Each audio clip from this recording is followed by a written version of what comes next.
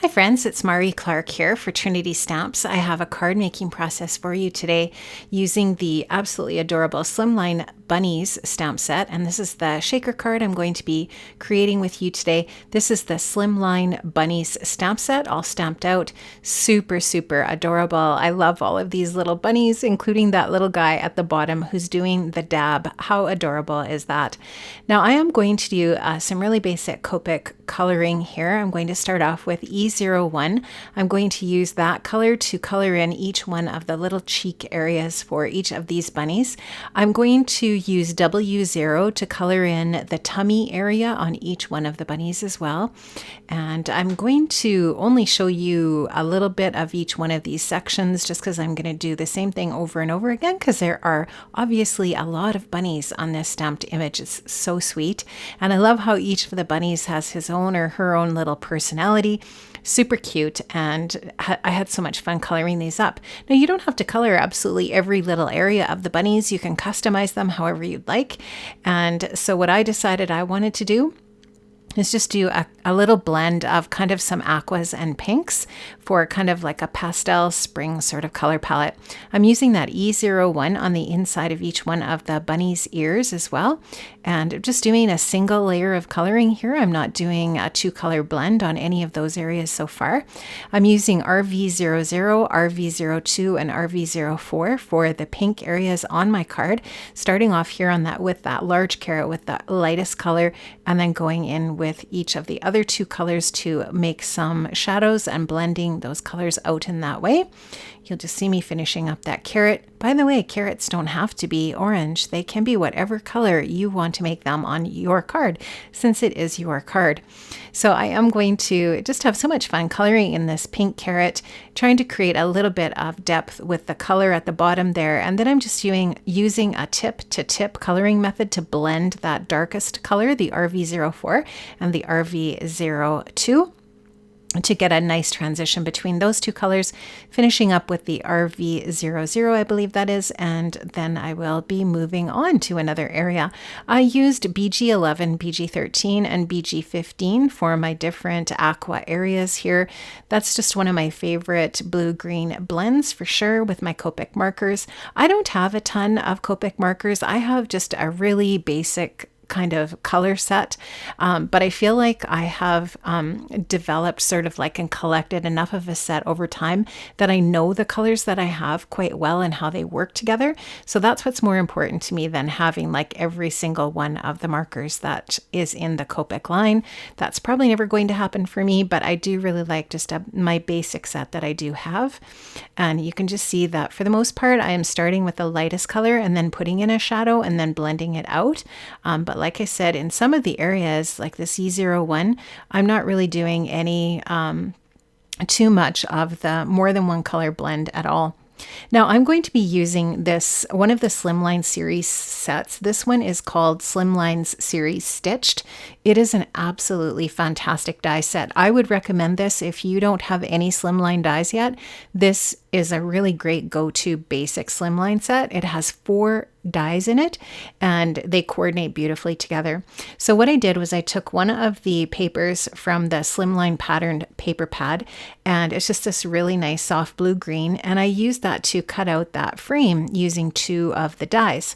I'm going to cover in the back of that using some acetate, and this is going to help me create my shaker element. So I'm going to stick that acetate to the back of the pattern paper with some liquid adhesive, and then I'm going to double up my 3M foam tape and use that to create lots of dimension on my card. So here you can just see I'm going to glue the acetate down to that slimline window area, and then I will take that doubled up foam adhesive. I will take the backing off of it just on one side and stick that down. I'll take all of the backing off at the same time once I have everything placed down, just because I find that it's easier to work with this tape when you don't have the release paper off of it yet, and then just take that release paper off when you're all ready to move on. So now I've got the double-sided adhesive onto my backing here, and I'm going to take a shaker mix. This is just a shaker mix from my stash, And you could use, anything really. You can use little seed beads in there. You could use the flat confetti, whatever you have in your stash, you can use for a shaker card. I'm going to put a little bit in each one of these different sections where the windows are, and I'm going to divide off those window areas with just a single layer of foam adhesive tape. I'll take that same adhesive foam tape that I used for the rest of the shaker. I'm going to cut it in half so that it's half as wide, and I'm actually going to use just a single layer in between there because I just want to basically divide those sections off from each other so that there's more of the contained shaker element in each one of those little window areas. So I'll just take and cut a little strip off and trim those up with my scissors. I do really like using the Teflon scissors for cutting this type of thing. It just makes it a lot easier because that foam adhesive obviously is quite sticky. Now I'm going to take the release paper off of each one of the sections of the foam tape. And what you could do here also is you could cover the back of this with another sheet of acetate so that it's a see-through, and then put the bunny, the colored and stamped and colored bunny section on the inside of your card so that you could see then the bunnies would be the inside of your card and you could see all of the bunnies then. But what I decided I wanted to do for this one is just put that stamped and colored bunny image as my backing for my shaker section. So I hope that makes sense to you. You totally could make this see-through with the acetate on both sides, but yeah, that's not what I did for mine. So you can just customize it however you would like to. So I'm just carefully taking that off so that I don't disrupt those sequins, that sequin mix in those little areas. And now I'm just going to take my stamped and colored image and very carefully center it over top of this shaker element. So I'm just going to, I wanted to actually add a little bit more blue to that end window there. Now I'm taking that stamped image, and I'm not going to worry too much about which bunnies are showing and that kind of thing. The most important thing to me is that I got that on there straight, and so it's on there nice and straight, and I've got that all pressed down and adhered. And now I'm just going to take this over to my trimmer and trim off the excess paper. I wanted to just really press down on that foam adhesive so that it's flattened out really nice, so there's no bubbles or anything like that warping in the paper. And now you can just see I'm taking it to my Tim Holtz guillotine trimmer. This is a really easy way to get just a really nice straight trimmed cut to cut off that excess paper. I find this works very, very easily, and it's pretty super quick to do and doesn't take a ton of, measuring or trying to figure anything out. So it's a really easy way to do that. I do have a Slimline card base. This is some Nina 110 pound solar white cardstock. I've trimmed that down to 7 by 8.5 and scored it at 3.5 for a 3.5 by 8.5 Slimline card base. Now I'm going to use for a sentiment a die set that's part of the Slimline envelope builder die set. And I love those words that just nicely layer on top of each other. I showed you that I also colored and fussy cut another one of the stamped images from the Slimline Bunny set. That little individual bunny is a stamp that's part of that set.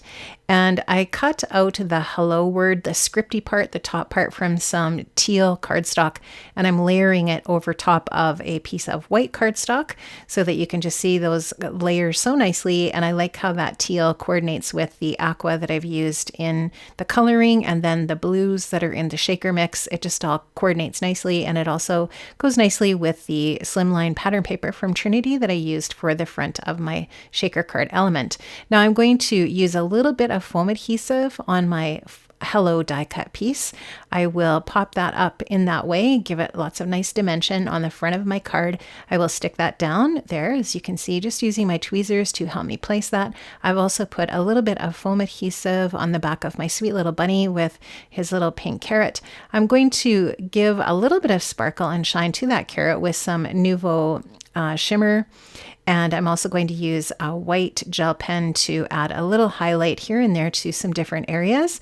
And that is almost finishing off my card. I'm going to use a little bit of black glaze pen on the nose of the bunny, and that will finish off my card process today.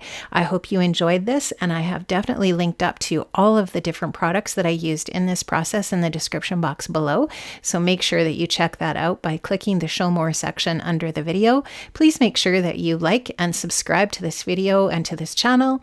Thank you so much for watching, and have an amazing day, and I'll see you again. Bye-bye.